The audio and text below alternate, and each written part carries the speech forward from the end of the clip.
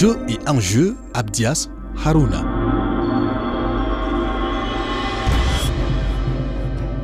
Bonjour à tous. Ils sont un marqueur de l'histoire des insécurités, sont le symbole de la résistance à toute agression extérieure. Les monts Mandara sont un atout géostratégique pour le bassin du lac Tchad. Comment comprendre ce rôle? Comment reconfigure-t-il la géopolitique sous-régionale? Mont Mandara et Boko Haram, une répétition de l'histoire, c'est la trame de cette nouvelle édition de Jeux et enjeux. On en parle. On en parle avec le professeur Jigla Garakcheme, historien, ancien chercheur à l'université de Maroua, auteur pour ce qui nous concerne du livre intitulé Mémoire et stratégie spatiale au pluriel des Kirdi des Monts Mandara, publié aux éditions DL, Dimimber et Larimber en 2021. Bonjour professeur Jigla Garakcheme et merci bien d'être avec nous dans ce studio. Merci, bonjour Aruna, merci de cet honneur que vous me faites en m'invitant à une émission qui est très écoutée, qui est très attendue. C'est moi qui suis honoré. Alors, que représente la région de l'extrême nord dans la géopolitique et la géostratégie camerounaise et même sous-régionale? Quand on parle de l'extrême nord, on fait allusion à quoi? Bien, vous l'avez si bien rappelé dans votre propos introductif. La région de l'extrême nord est justement une région stratégique, on va dire, parce qu'à travers l'histoire déjà, vous avez, si vous permettez qu'en tant qu'historien, je remonte un peu le temps et que je rappelle à l'intention de nos auditeurs que les conquêtes coloniales ont fait en sorte que dans cette région de l'extrême nord-là, il y ait une convoitise d'abord autour du lac Tchad. Le lac Tchad a été au cœur des conquêtes. Autour du lac Tchad, on a eu à la fois la Grande-Bretagne, on a eu également la France, on a eu l'Allemagne.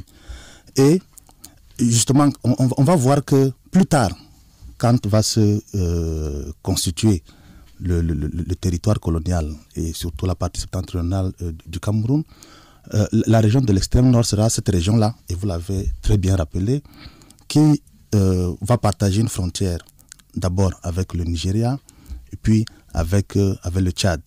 Et c'est ça qui donne à la région de l'extrême nord tout son intérêt stratégique. Donc aujourd'hui, pour parler de la période la plus récente, si nous prenons le contexte de Boko Haram, on voit bien que la lutte contre le terrorisme s'est fait d'abord et surtout dans la région de l'extrême nord, ce qui lui donne tout cet enjeu stratégique aujourd'hui. Alors, comment, selon vous, la pointe septentrionale du Cameroun reconfigure-t-elle cette géopolitique sous-régionale, professeur Jigla? Bien, remontons encore un peu le temps.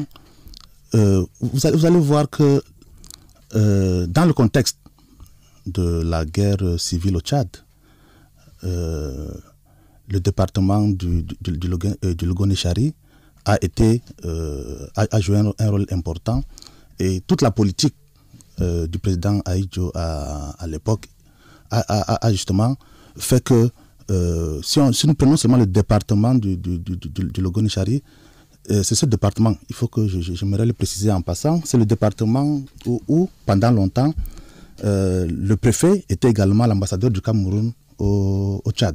C'est dire dans l'importance de ce département-là. Nous avons eu également tous les débordements qu'on a eu au Nigeria ont également touché le maillot savant.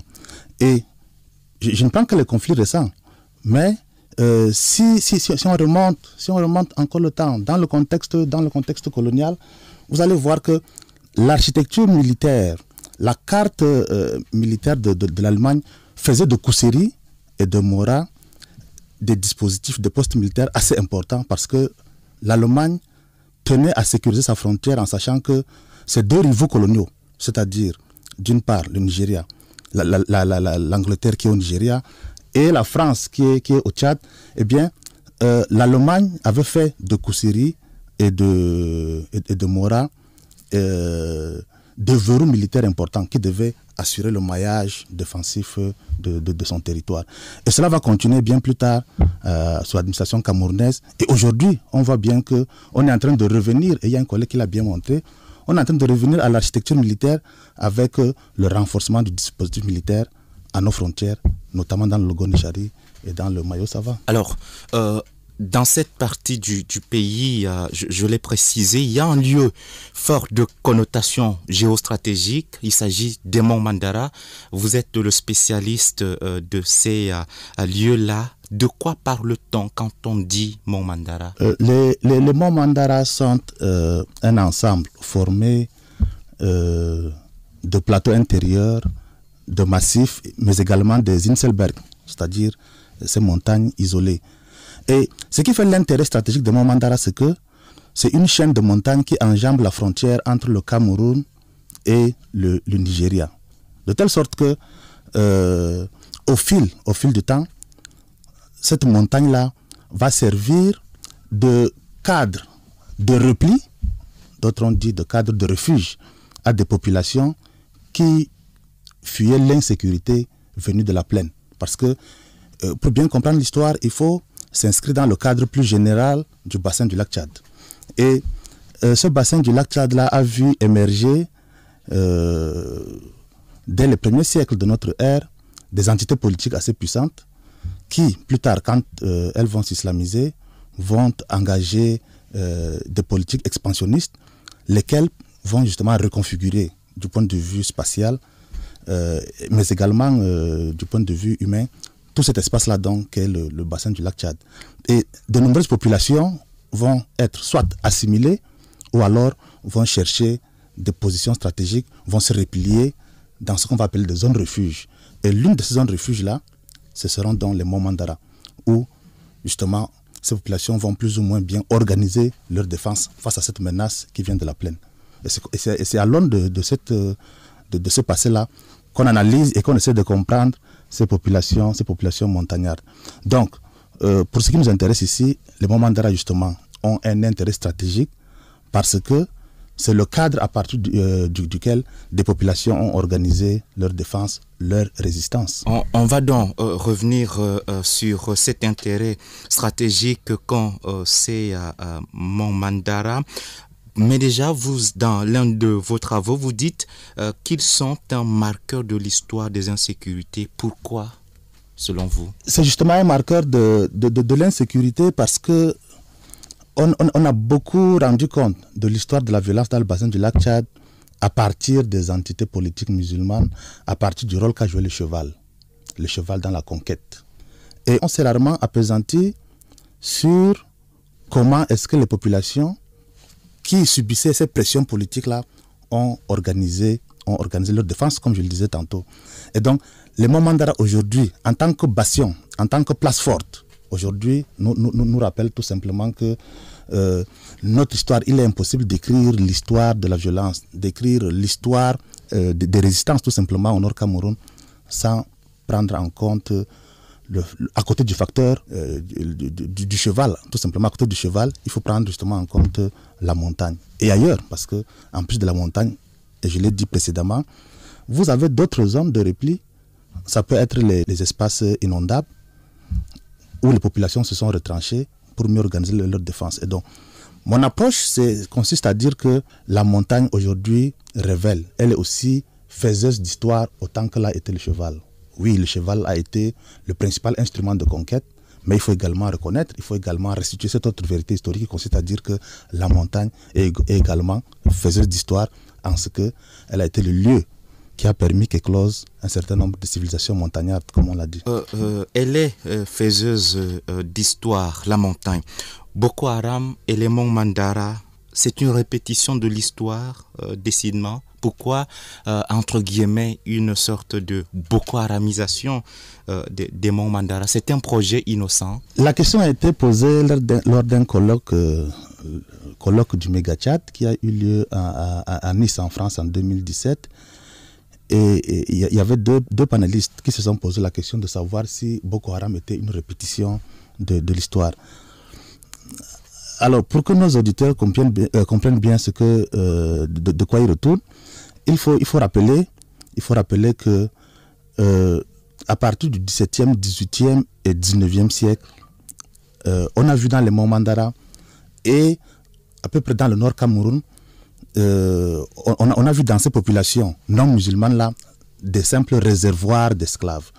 Et pour revenir dans la région des monts Mandara, nous avons eu des chefs politiques, qu'ils soient Bornois, qu'ils soient Mandara, qu'ils soient Peul. Et au sujet de Peul, l'un des plus célèbres, c'est le chef de Madagali, Hamaniadji. Hamaniadji a la particularité d'avoir vraiment ponctionné chez les Kapsiki, chez les Mafa. Et aujourd'hui, la mémoire se souvient de lui encore avec beaucoup d'émotion. Et Hamaniadji avait... on pourrait dire qu'il était un peu historien parce qu'il a consigné dans un carnet tous les butins de guerre qu'il constituait au fil des expéditions punitives contre les montagnes. Et donc, les panélistes dont je parlais ont essayé de voir si de Hamaniadji à Shekau, on n'a pas affaire à une répétition de l'histoire. Est-ce que les raids de Boko Haram contre le Mont Mandara ne rappellent pas les raids esclavagistes de Hamaniadji de la fin du début, je crois, du XXe siècle? Alors, oui, on a un peu vécu dans les monts Mandara l'avènement de Boko Haram comme une reviviscence de cette hégémonie Peul, de cette hégémonie musulmane de façon globale du 19e et du 20e siècle. Parce que, qu'est-ce qu'on a en commun? On a en commun le fait que nous avons une hégémonie, une pression politique qui s'exerce sous le couvert de l'islam, dont la manifestation la plus visible, c'est l'islam. Autant Hamaniadji estimait qu'il était de bon ton de faire des captifs parmi entre guillemets, des païens. De la même façon, quand on voit la rhétorique de Boko Haram et la perception qu'en font les montagnards, eh bien on a l'impression que c'est un retour de l'hégémonie musulmane, c'est un retour des pratiques esclavagistes propres aux musulmans. Maintenant, les techniques de prédation semblent également coïncider parce que vous avez des travaux qui vous expliquent justement que dans la façon d'investir les montagnes, on a de ressemblances entre les pratiques des esclavagistes et celles qui sont propres à Boko Haram. À la différence maintenant, il faut rappeler que la différence c'est que Boko Haram n'a pas utilisé le cheval comme le faisaient les Peuls. On a plutôt eu affaire aux motos chinoises. Et Seigneur Boss l'a assez bien montré dans l'un de ses articles. Mais ce qui est sûr, c'est que dans l'ensemble, l'amalgame a été vite fait entre Boko Haram et les pratiques esclavagistes du 19e siècle. Alors, est-ce qu'on a affaire au retour de l'histoire? On ne dit pas que l'histoire se répète, mais on peut avoir le sentiment qu'elle se répète ici. Sauf que, attention, il ne faut pas mettre sur le même pied d'égalité l'esclavage du 19e siècle au djihadisme de Boko Haram, parce que il faut bien comprendre que Boko Haram s'inscrit dans une mouvance, on va dire internationaliste, qui essaie de se connecter à ce qui se fait à l'international. Bien, autant les djihadistes voulaient seulement capturer des esclaves, autant on a vu la volonté chez Boko Haram de se constituer un territoire. Donc il y a là une tentative de territorialisation qui semble quand même un peu tranchée avec ce qui s'est passé au 19e siècle. Mais de manière globale, on va dire que le sentiment, il y a quand même eu un sentiment que l'histoire se répétait ici. Toutes ces questions posent le rôle des montagnes en géopolitique et même en géostratégie surtout.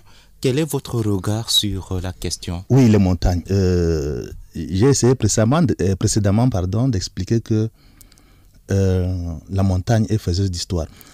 Je voudrais vous faire remarquer, Aruna, que quand on s'intéresse de près au djihadisme, on voit bien que ces mouvements-là, ces mouvements djihadistes ont toujours besoin d'une base, une base opérationnelle, ont besoin d'un repère. Prenons un peu le cas de Al-Qaïda avec Ben Laden, qui ne se souvient pas des grottes de Tora Bora. Prenons le cas du Soudan avec le Darfour. Vous allez bien constaté que le Darfour a joué un rôle, on va dire, perturbateur dans les relations entre le Soudan et le Tchad. Parce qu'il y a ce sentiment que toutes les rébellions qui ont voulu déstabiliser N'Djamena sont parties du Darfour. Et à l'image de Momandara, le Darfour est également fait de reliefs escarpés et enjambe la frontière entre le Soudan et le Tchad. Et donc, il est plus facile pour le mouvement rebelle de se constituer, pour le mouvement rebelle tchadien de se constituer à partir du Darfour soudanais, donc d'être complètement à l'abri du gouvernement tchadien, et puis de lancer ensuite des raids sur N'Djamena. On a vu toute la difficulté que la coalition internationale a eue en Afghanistan, parce que Boko Haram, Al-Qaïda a trouvé dans ces milieux escarpés qui enjambent encore la frontière entre l'Afghanistan et le Pakistan.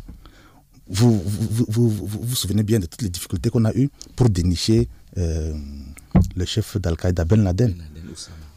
Le meilleur atout de ce mouvement rebelle, finalement, on a l'impression que c'est la montagne. Et nous avons donc les monts Mandara qui, à l'image de relief du Darfour, sont justement un grand pont escarpé jeté entre le Cameroun et le Tchad. Et ce n'est pas un fait du hasard si, alors qu'on a beaucoup parlé à un moment de la forêt de Sambisa, Boko Haram a finalement constitué son califat en 2014 où? Dans les Goza Hills. Donc c'est à ce niveau-là que Boko Haram a déclaré son califat, parce que justement il y avait là un site défendable, un site qui était au carrefour des voies qui mènent vers Yola, vers Damaturu, vers le Cameroun. Et c'est justement au niveau de Goza que nous avons les premiers contreforts du Momandara. Donc Boko Haram a trouvé que son meilleur sanctuaire, le site le mieux défendable, c'était les Momandara, c'était les montagnes. Donc là, vous comprenez tout de suite que on ne peut pas, une rébellion ne peut pas se développer si elle n'a pas une base territoriale, et la montagne lui offre ce meilleur cadre, cette meilleure base territoriale. Alors, est-ce que les montagnes sont-elles toutes puissantes quand même? Les monts Mandara précisément. Toutes puissantes, je n'irai pas jusque-là. Mais je suis tenté un peu parce que si on revient dans le contexte de la colonisation française, vous avez parfois des administrateurs français qui disaient clairement leur exaspération dans leur rapport. Parce que ce qui est intéressant, ce qui est notable ici, c'est que vous aviez jusqu'à la fin des années 50, c'est-à-dire jusqu'à la veille de l'indépendance, des terroirs montagnards qui n'avaient été jamais visités par les Français, parce que justement la nature de relief empêchait leur progression. Et les Français ont eu justement l'impression que les populations de Momandara étaient rebelles parce qu'elles avaient cet avantage géographique, cet atout-là. Je me souviens d'un rapport que je lisais, et c'était le rapport d'un chef de subdivision où il expliquait que les populations de Momandara ne sont pas des bandits, ce ne sont pas des sauvages, ce sont des démons. Seul le temps peut avoir raison de ces gens. Et là, on voit bien là un aveu d'impuissance, mais également une exaspération. Mais de toute l'administration coloniale qui avait pourtant, avec elle, les moyens militaires, les moyens politiques, mais il a été très difficile de venir à bout de ces populations montagnardes-là, qui ont justement su tirer profit de l'aspect de la transfrontalité qui est associée à ces montagnes-là. Parce que, je vais vous raconter comme ça, en 1927, des événements qui ont eu lieu dans un village, je crois, Mafa, le BAM, je pense, désolé si je prononce mal, où des bandits, bon, selon la phraséologie coloniale, où des populations s'étaient attaquées à leurs voisins et s'étaient retirées au Nigeria. Il a fallu une semaine pour pouvoir mettre la main sur eux. Mais on n'a vraiment pas réussi à calmer la situation parce que ces gens-là avaient trouvé refuge au Nigeria. Et il a fallu qu'il y ait une synergie entre l'administration française et l'administration nigériane pour que dorénavant on contrôle mieux la frontière. Et donc, au terme de cette opération-là, je crois que c'était le capitaine Valin, il en est sorti avec une formule assez intéressante. C'est que tant que ces populations sauront tirer profit de ces montagnes-là, elles vont considérer qu'elles sont invulnérables. Donc, oui, donc, si l'administration française elle-même reconnaît qu'il y a comme une mentalité indocile qui se développe chez ces populations-là, c'est bien parce qu'il y a cet atout militaire, il y a cet atout, j'allais dire, stratégique.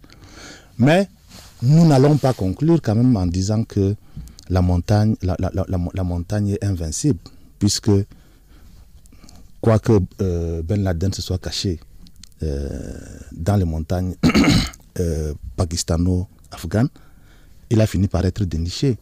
Et aujourd'hui, malgré le fait que Boko Haram ait essayé de sanctuariser le Mont Mandara, on voit bien qu'il y a une politique de la défense ferme du Cameroun qui fait quand même que nous avons un contrôle sur l'ensemble de notre territoire. On a quand même pu plus ou moins les déloger. Mais c'est vrai qu'il y a encore des incursions sporadiques. Mais on peut quand même dire que, oui, malgré le fait qu'il y ait cette tentative-là de sanctuariser, on parvient peu ou prou à contrôler nos frontières. Donc, la montagne offre un atout, mais on peut y venir à bout. Est-ce que selon vous, les dynamiques étatiques ont tiré profit, du moins ont compris la place ou l'atout géostratégique des monts Mandara, professeur Gicla? Les États ont compris, mais je dois rappeler que parfois j'ai le sentiment que les États ont compris un peu tard l'enjeu stratégique des montagnes. Parce que tout au long de l'histoire, vous avez constaté que nos différents États ont eu avec la montagne des rapports compliqués, pour dire le moins. On a considéré que la montagne, c'était le lieu où vivaient des sauvages et que la civilisation était associée à la plaine. Autant les Français et les Anglais, dans le contexte colonial, que l'administration nigériane et camerounaise, en fait, toutes ces administrations-là se sont méfiées de la montagne. Les Français, pour prendre le cas du Cameroun, les Français ont initié des politiques de descente des montagnards.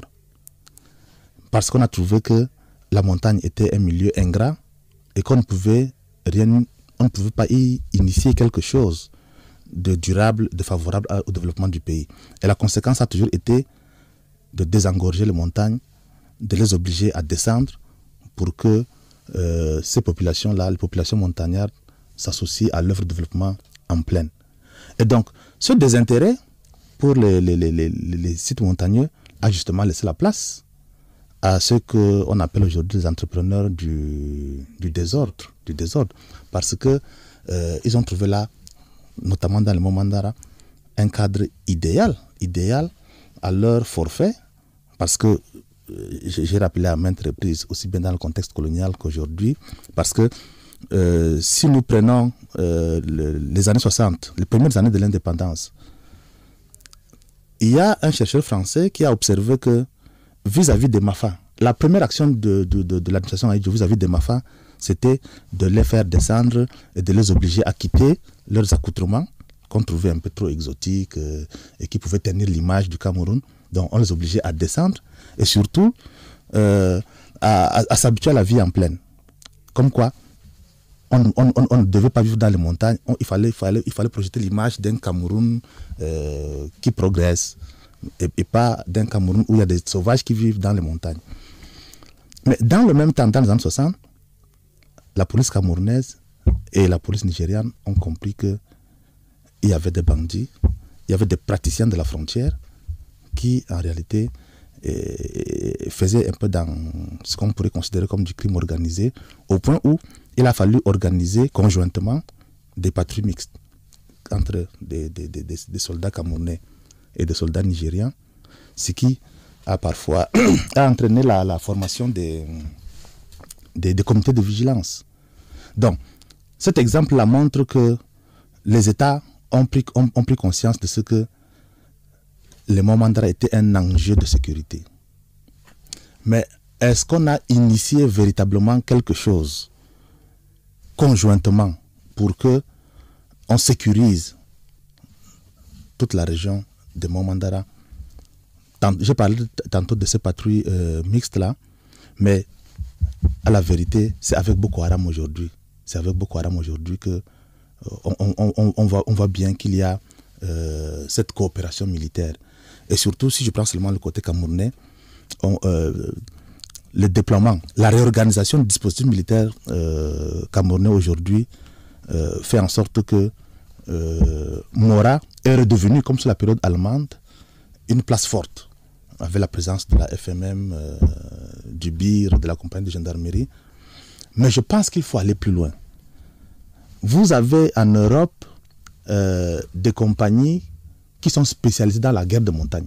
Dès la fin du 19e siècle en France, il y a un auteur qui a parlé des principes de la guerre de montagne. Vous avez aujourd'hui des unités alpines qui s'occupent des questions de sécurité dans les zones de montagne.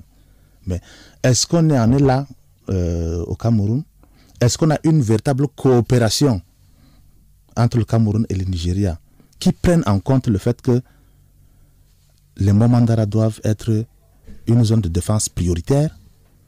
Bon, les questions militaires m'échappent un peu, mais il me semble qu'il y a encore du travail à faire dans ce domaine-là. Une question qui ne va certainement pas vous échapper. Momandara, marqueur de l'histoire des violences, vous l'avez donc dit. Comment renverser, selon vous, la tendance? Bien, je salue au passage les initiatives comme la Midima et bien d'autres initiatives qui visent à développer les régions de montagne. Mais j'insiste sur une chose, c'est que les Momandara sont transfrontaliers. Et donc, il faut une coopération entre les deux États. Si on ne devrait agir que du côté Cameroun, en oubliant le côté nigérian des Momandara, cela ne marcherait pas. Avec la lutte contre Boko Haram, on voit bien ce que les organisations de la société civile font. Il y a des activités de sensibilisation, il y a diverses activités d'appui aux différentes communautés, mais je pense qu'il est temps que les États, le Cameroun et le Nigeria, formulent une politique claire à l'endroit des zones montagneuses. Merci, professeur Jigla Garakche, mais je rappelle que vous êtes historien, auteur pour ce qui nous concerne de Mémoire et stratégie spatiale de Kirdi, de Momandara, ouvrage publié aux éditions d'Imimbe Larimbe, Jeu et enjeu touche à sa forme. Je suis Abdias Harouna. Au revoir.